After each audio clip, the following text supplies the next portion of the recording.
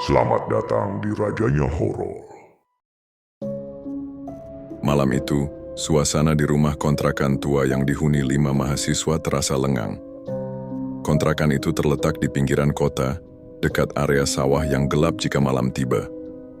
Lampu jalan hanya ada di ujung gang, membuat area sekitar rumah sering tenggelam dalam kegelapan. Doni, salah satu penghuni rumah, mengusulkan ide konyol setelah mereka selesai menonton film horor. Gimana kalau kita coba main jalangkung? Seru kali ya, biar tahu rasanya kayak di film-film. Rio, yang biasanya paling pemberani di antara mereka, langsung tertawa. Wah, boleh tuh. Dari dulu gue pengen coba, katanya sih serem. Tapi kan kita rame-rame, apa yang ditakutin? Namun, Arif, yang terkenal agak penakut, langsung memprotes.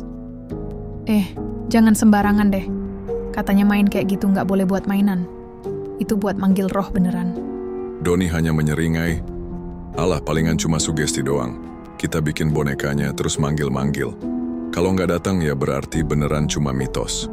Malam itu mereka berlima, Doni, Rio, Arif, Sinta, dan Tika, akhirnya sepakat. Meski dengan hati sedikit was-was, mereka menyiapkan peralatan, batok kelapa, kain putih bekas, dan spidol untuk menggambar wajah boneka jalangkung. Tika yang sedari tadi diam, akhirnya bersuara pelan. Kalau mau main, jangan bercanda ya. Gue pernah dengar, kalau udah dipanggil, harus tahu cara ngembaliin. Tapi ucapannya hanya dianggap angin lalu. Mereka terlalu bersemangat. Dalam hati, masing-masing sebenarnya menyimpan rasa takut. Namun rasa penasaran lebih kuat. Pukul 11 malam mereka berkumpul di ruang tengah. Lampu ruangan sengaja diredupkan, hanya lilin kecil yang menyala di tengah lingkaran. Boneka jalangkung sederhana sudah tergeletak di atas lantai, dengan tubuh dari kain putih dan kepala batok kelapa bergambar wajah seram. Rio mengambil boneka itu dan mulai membaca mantra yang ia dapat dari internet. Jalangkung, jalangkung, di sini ada pesta. Datang tak diundang, pulang tak diantar. Semua menahan napas. Suasana mendadak terasa berat. Udara dingin menyelinap masuk, padahal semua jendela sudah ditutup rapat. Arif langsung merinding. Jangan keterusan deh. Gua ngerasa nggak enak. Tapi Doni menepuk pundaknya. Tenang aja bro, belum tentu ada yang datang juga. Mereka menaruh pensil di tangan boneka. Lalu Rio bertanya dengan suara bergetar. Siapa yang hadir di sini?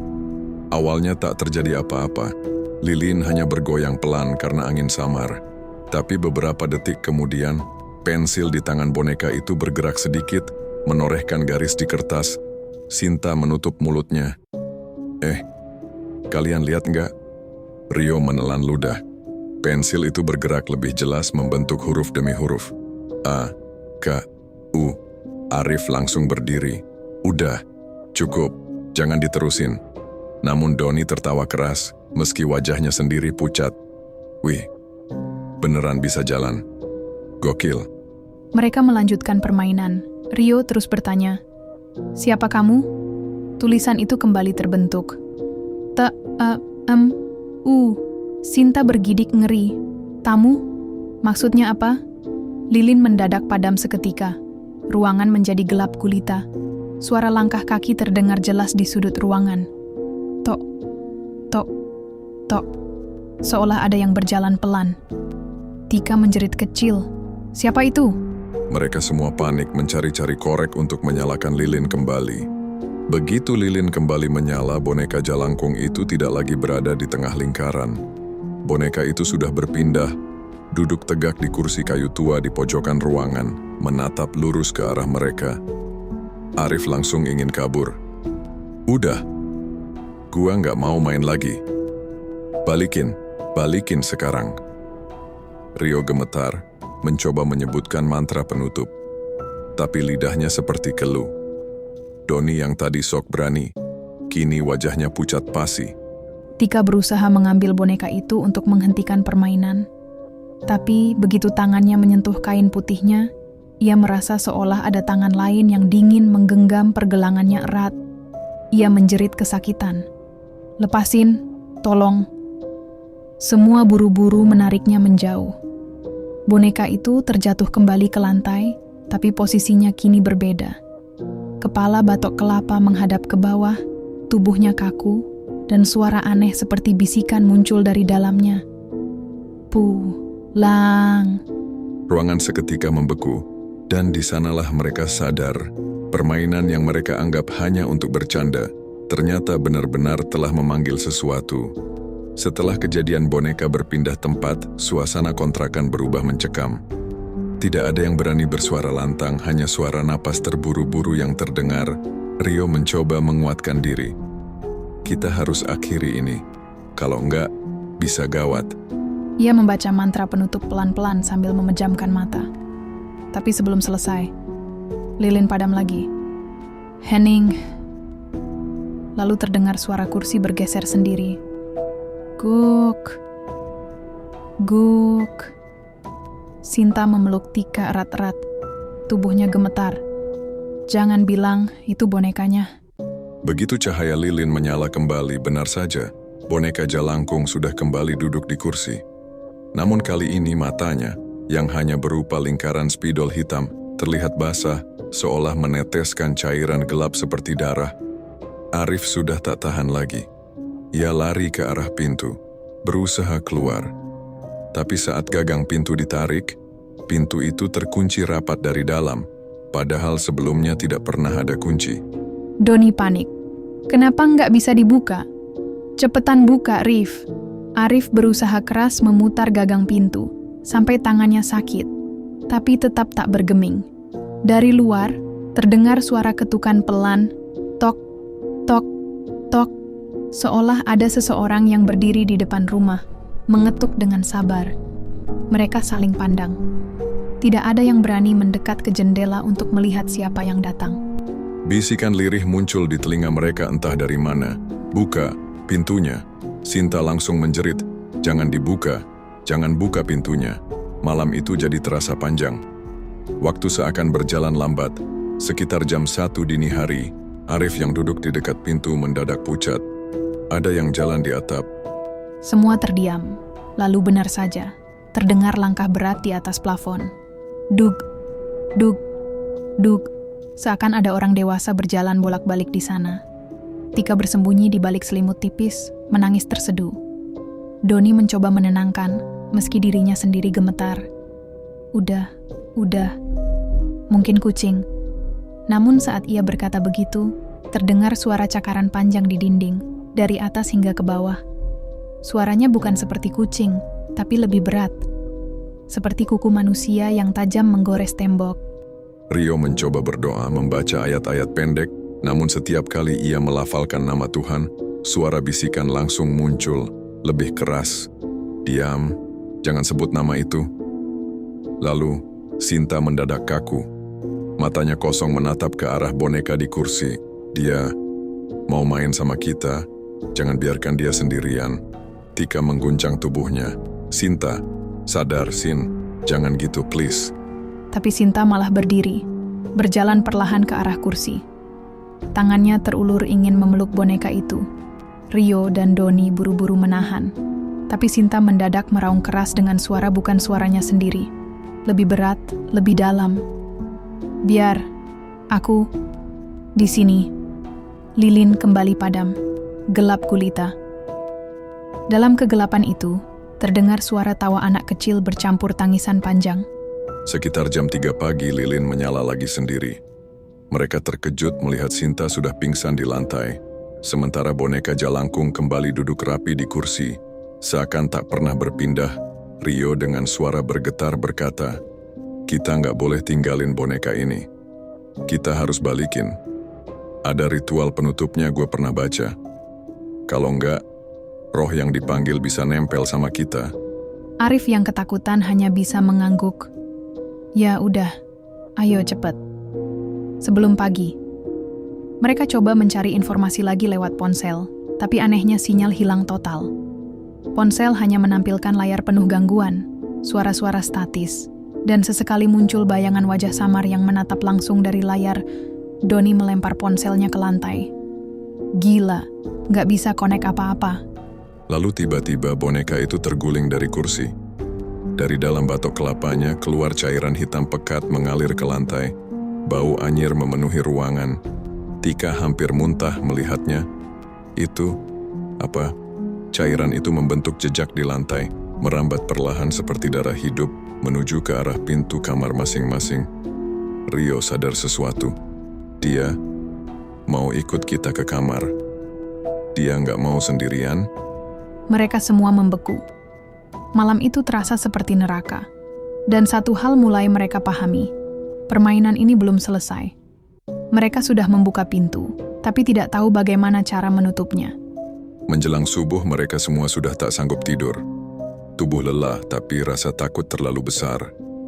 Lilin satu-satunya kini tinggal separuh, membuat cahaya temaram bergetar di dinding yang penuh bayangan. Cairan hitam yang keluar dari batok kelapa semalam masih tersisa, meninggalkan noda pekat di lantai. Anehnya, meski sudah berkali-kali dilap dengan kain, noda itu tidak mau hilang. Bahkan kain yang dipakai justru ikut menghitam seperti terbakar. Rio menatap boneka itu penuh benci. Kalau perlu gua bakar aja nih boneka, biar selesai. Tika langsung menahan. Jangan sembarangan. Kalau dibakar tanpa cara yang benar, katanya bisa lebih parah. Roh yang dipanggil bisa marah. Arif mengangguk cepat. Iya, jangan dibakar. Mending kita buang aja di sungai atau kuburan. Namun Doni, yang dari tadi lebih banyak diam, tiba-tiba bersuara pelan. Kalian nggak ngerti, dia nggak bisa dibuang. Dia udah milih kita. Semua menoleh ke arahnya. Wajah Doni tampak pucat, matanya merah seakan kurang tidur. Apa maksud lo, Don? Tanya Rio curiga. Doni menunduk, suaranya lirih. Tadi malam, dia ngomong sama gua. Di mimpi. Katanya, kalau gua jadi temennya, gua bakal dikasih apapun yang gua mau. Sinta yang baru sadar dari pingsan langsung membentak. Lu gila? Itu bukan teman, Don. Itu setan. Namun Doni hanya menyeringai samar, seolah ada sesuatu yang menguasai pikirannya. Bab 8. Gangguan. Pertama, hari berganti siang, tapi suasana rumah tidak lebih baik. Cahaya matahari masuk melalui jendela, namun udara tetap dingin dan pengap. Seakan ada kabut tipis yang tak terlihat menyelimuti kontrakan itu. Tika mencoba pergi ke dapur untuk membuat teh, berharap suasana lebih tenang. Namun ketika ia membuka teko, air di dalamnya berubah jadi cairan hitam pekat, sama seperti yang keluar dari boneka semalam. Bau busuk menusuk hidung, ia menjerit dan menjatuhkan teko. Air hitam itu menyebar di lantai, tapi bukannya mengalir biasa, cairan itu malah membentuk tulisan samar. Jangan tinggalkan aku. Tika berlari kembali ke ruang tengah, wajahnya pucat. Dia ngikutin kita sampai siang. Sementara itu, Arif yang mencoba keluar rumah mendapati pintu depan kini bisa dibuka. Namun begitu ia melangkah keluar, jalanan di depan kontrakan terasa asing. Rumah-rumah tetangga tidak ada, hanya hamparan sawah luas berwarna abu-abu. Langitnya gelap meski siang hari. Arif panik dan buru-buru kembali masuk. Begitu menutup pintu, suara tawa kecil terdengar di telinganya. Hehehe, gak bisa lari, tubuhnya langsung lemas. Malam berikutnya datang lebih cepat dari biasanya. Mereka semua berkumpul lagi di ruang tengah. Tak ada yang berani berpisah. Namun Doni terlihat semakin aneh. Ia sering berbicara sendiri. Sesekali menatap boneka dengan tatapan penuh rasa kagum. Rio gusar dan mencoba menegurnya. Don, sadar, lo jangan terpengaruh, itu bukan temen lo. Tapi Doni malah tertawa pelan. Kalian bodoh. Dia bukan jahat. Dia cuma kesepian. Makanya dia datang kalau dipanggil. Kalian yang jahat udah datengin dia tapi nggak mau temenin. Sinta menangis ketakutan. Tolonglah jangan ngomong gitu. Kita harus balikin dia ke tempatnya. Tiba-tiba, lampu gantung di atas meja berayun sendiri dengan keras. Lalu jatuh menghantam lantai, membuat semua berteriak kaget. Lilin padam dan kegelapan langsung menelan ruangan. Dalam gelap, terdengar suara Doni menjerit. Jeritan panjang yang membuat bulu kuduk berdiri. Ketika lilin kembali menyala, tubuh Doni sudah tergeletak kaku di lantai. Matanya terbuka lebar, mulutnya menganga seolah menjerit terakhir kali. Dari telinganya, keluar cairan hitam pekat. Tika langsung histeris. "Doni, astaga jangan tinggalin kita." Namun Rio hanya bisa menatap dengan ngeri. Ia sadar, Jalangkung sudah mengambil korban pertamanya, dan mungkin mereka yang lain akan menyusul. Kematian Doni membuat suasana kontrakan semakin mencekam. Mereka bertiga, Rio, Arif, Sinta, dan Tika, berkumpul di ruang tengah dengan tubuh gemetar. Tak ada yang berani menyentuh mayat Doni, apalagi mendekat ke boneka Jalangkung yang kini duduk tegak di samping jasadnya, seolah tersenyum puas. Rio berusaha tetap tenang meski wajahnya pucat. Kita harus akhiri ini malam ini juga. Kalau enggak, kita semua bakal kayak Doni. Arif mengangguk cepat tapi suaranya gemetar. Tapi, gimana caranya? Gua nggak tahu ritual penutupnya. Tika, dengan mata penuh air mata, mencoba mengingat. Aku pernah dengar, katanya harus balikin dia ke tempat asalnya. Biasanya, di kuburan. Sinta langsung histeris, "Milo gila. Jam segini kita ke kuburan bawa boneka itu? Nggak mungkin." Namun Rio memaksa. "Kita nggak punya pilihan lain. Kalau diam aja di sini, kita cuma nunggu giliran mati." Dengan terpaksa, mereka membungkus boneka itu dengan kain putih, meski terasa berat seolah ada yang menahan. Setiap kali disentuh, tangan mereka seperti mati rasa. Jasad Doni mereka tinggalkan di ruang tengah, tak sanggup membawanya.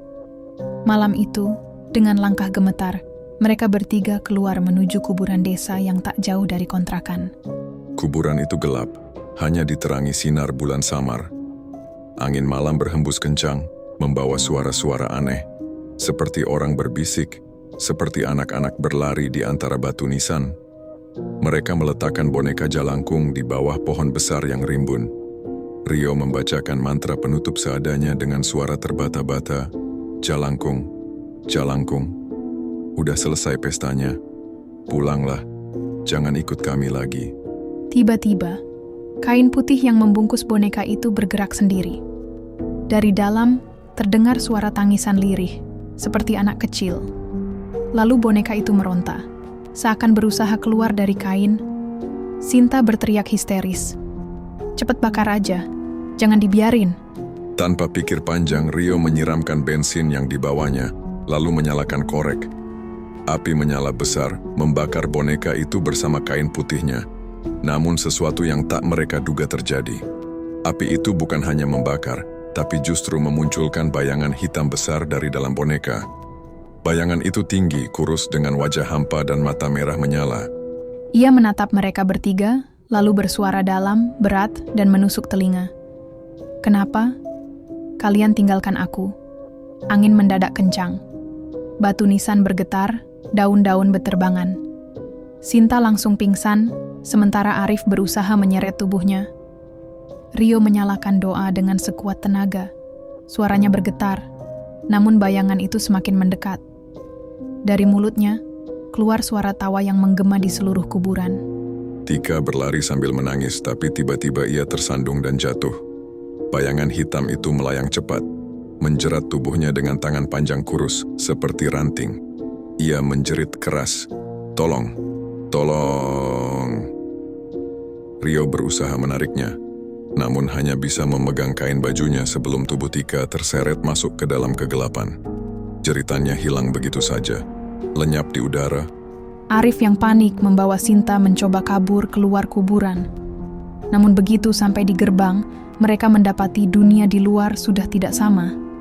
Jalan desa yang biasanya ada, kini berubah jadi hamparan sawah gelap tanpa ujung. Arif berteriak, Kita kejebak di sini." Rio berlari menghampiri, wajahnya putus asa. "Ini semua salah gue. Gue yang ngajakin main. Gue..." Belum sempat menyelesaikan kalimatnya, bayangan hitam itu muncul tepat di belakangnya. Tangan kurus panjang menembus tubuh Rio, membuat darah muncrat. Rio terjatuh, matanya membelalak, tubuhnya kaku. Arif memeluk Sinta yang masih tak sadarkan diri, menangis ketakutan. "Jangan ambil dia, ambil gue aja." Bayangan itu mendekat perlahan, suaranya bergema di seluruh kuburan. "Kalian semua sudah milikku. Lalu, gelap. Keesokan paginya, warga desa menemukan kontrakan itu dalam keadaan sepi. Pintu terbuka, namun di dalam hanya ada jasad Doni yang membusuk lebih cepat dari seharusnya. Tidak ada jejak Rio, Arif, Sinta, maupun Tika. Namun di pojokan ruang tamu, sebuah boneka jalangkung duduk tenang di kursi kayu. Matanya kosong, tapi bibirnya, yang sebelumnya hanya coretan spidol, kini membentuk lengkungan samar.